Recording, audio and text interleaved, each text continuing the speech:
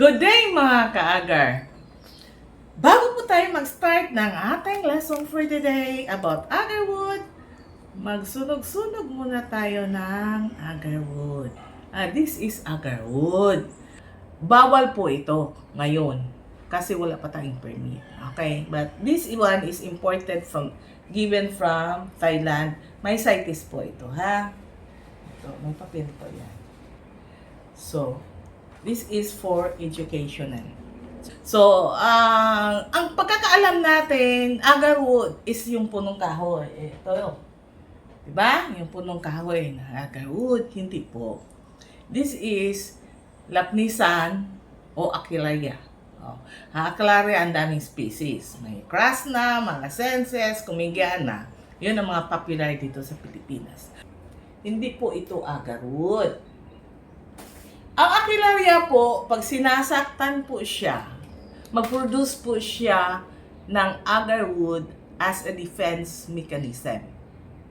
So, ito yung agarwood, ito yung ang oil nito ay ginagawang perfume. At saka yung chips mismo, itong chips, ito yung sinusunog ng mga Arabo araw-araw. At least 3 times a day. Dahil sa kadami po nila at sa kasufo, mahal masyado ang agarwood.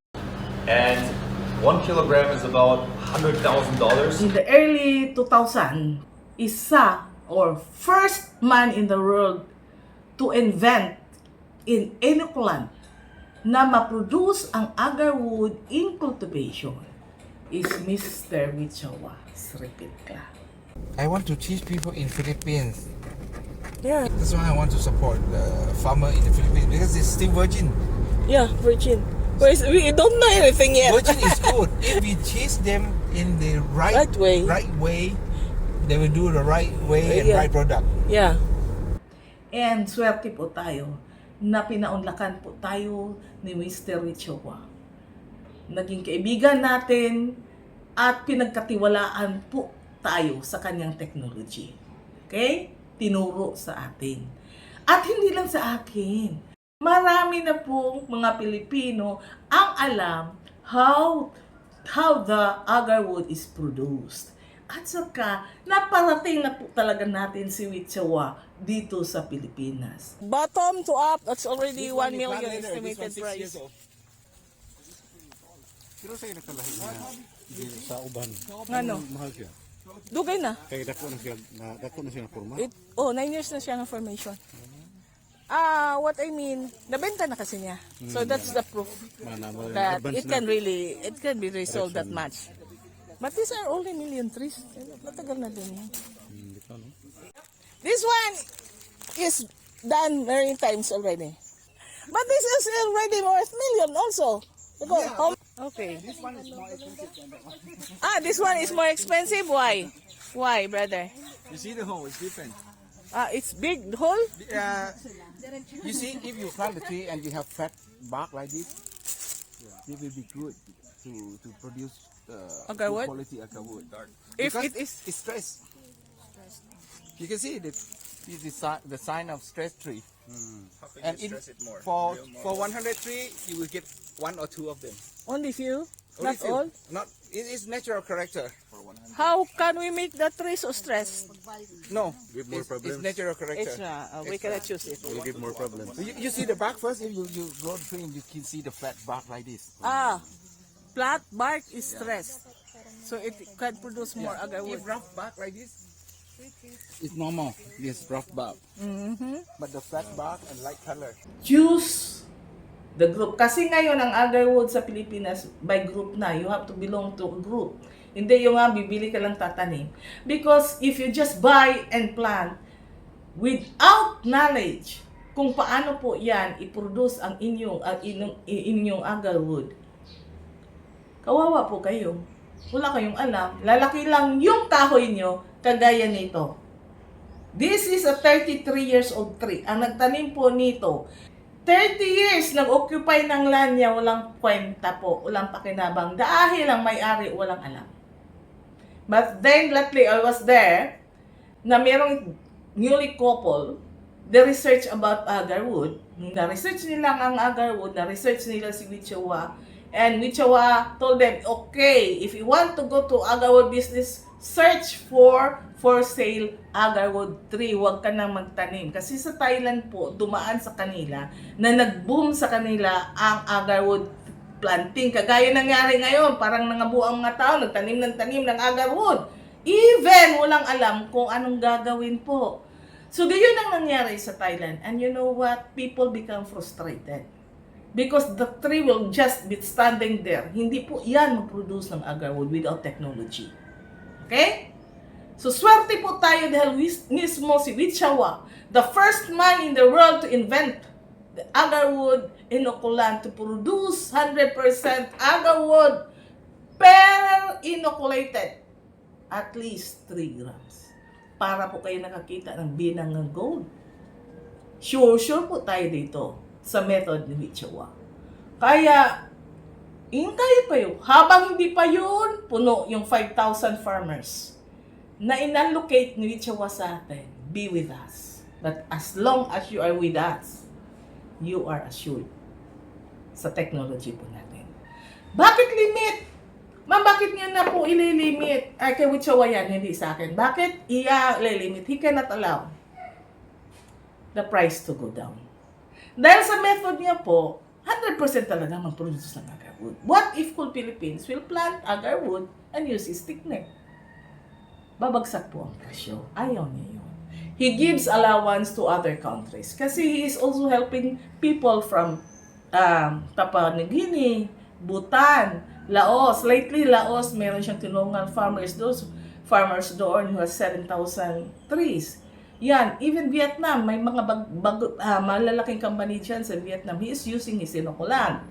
Okay, Malaysia. So, marami. He just allocate para pantay-pantay tayo, may share. So, while our group is still open, be with us. Wag na kayong mangsugal sa iba.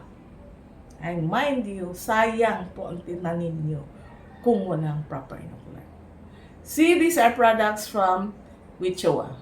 This one, alam niyo ba po, ito yung mga chopstick. Waste lang po ito. Ito yun. We only count in our presentation, in our what we just counted this one. Okay?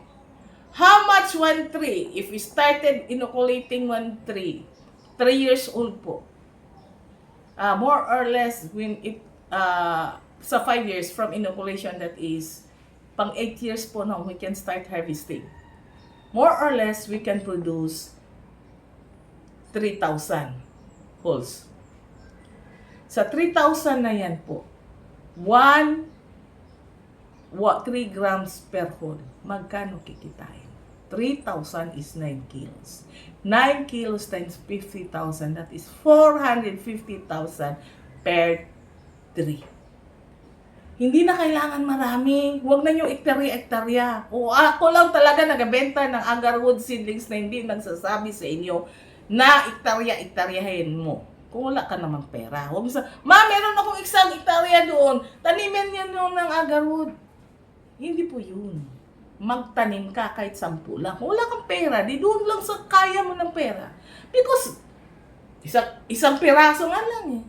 Pwede ka naman kita ng 450,000. O diba? O huwag pilitin marami kung di kaya. Itanim nyo lang dyan sa lagwerto ko. And I don't suggest na itanim nyo doon sa mga bundok-bundok nyo. Huwag. Nanakawin yun. O, ngayon, hindi pa nila alam.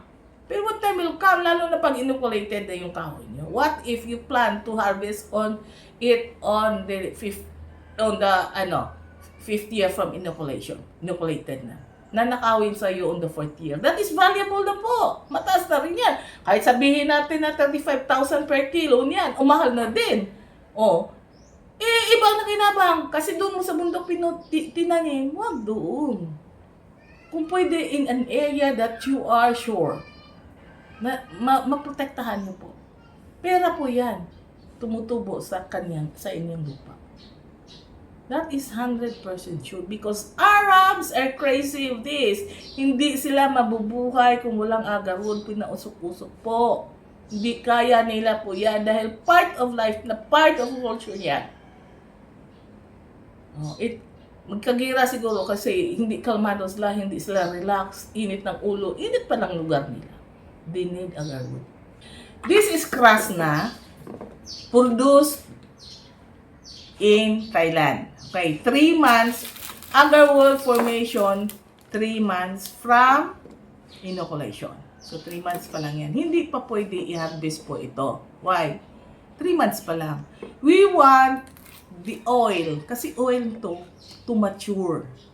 Maturity, only time can mature that. Hindi pwede mamadali ng ganito. Walang magsabi, kahit na anong ilagay mo yan, grade, kahit 10 A pa ilagay mo dyan. Grade A. Eh, kapag 2 years from inoculation, i-harvest mo yan, low grade pa rin yan. Okay?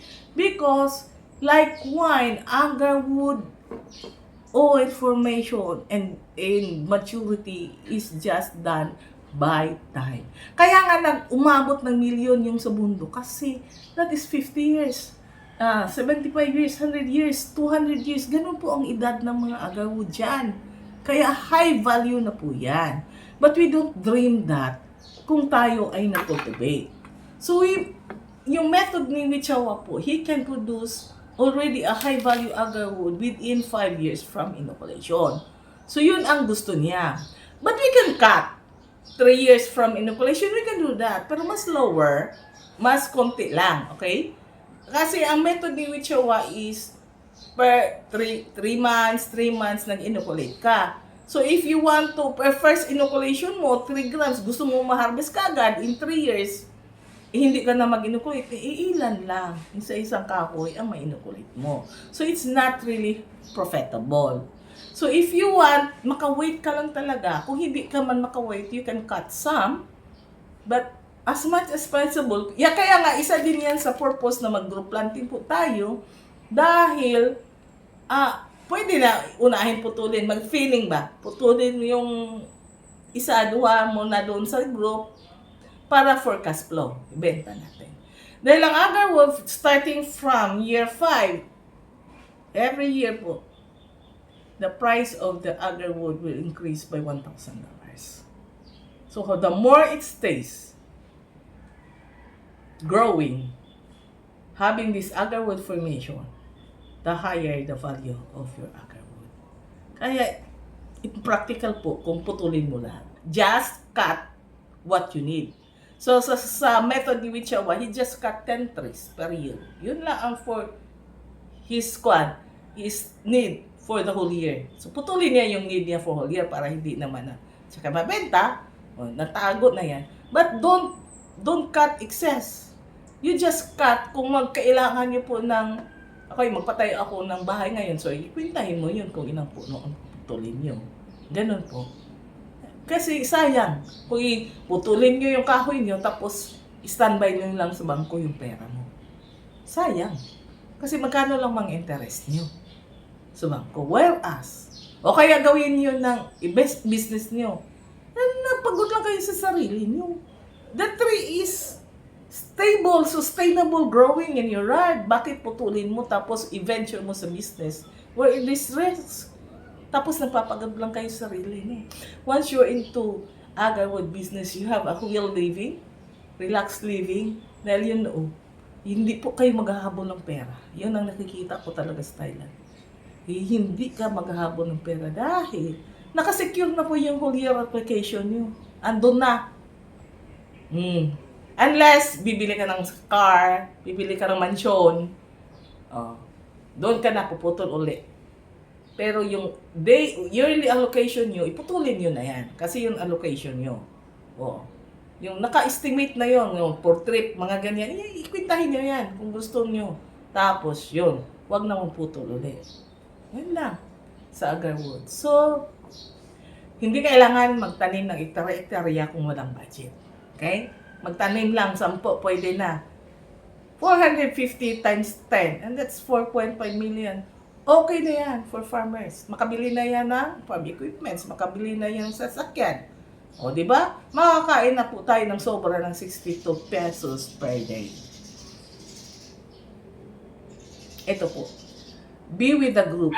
Be with us. Kasi sa amin, 100% assured po kayo, makaproduce kayong agarwood at least 3 grams per inoculated whole. Magkanong cost? Ay, more on labor lang ang agarwood po. Walang ganong cost. Inoculant, for that 450,000 na maha-harvest mo, nasa 10,500 lang ang cost ng inoculant niyo. So small. Konti lang po talaga ang cost sa agarwood. Agarwood is more on God's gift and more labor on yourself. Sa paglinis, sa pagtanim, pag-alaga, yun lang. And let the nature, let God do the thing. Yun.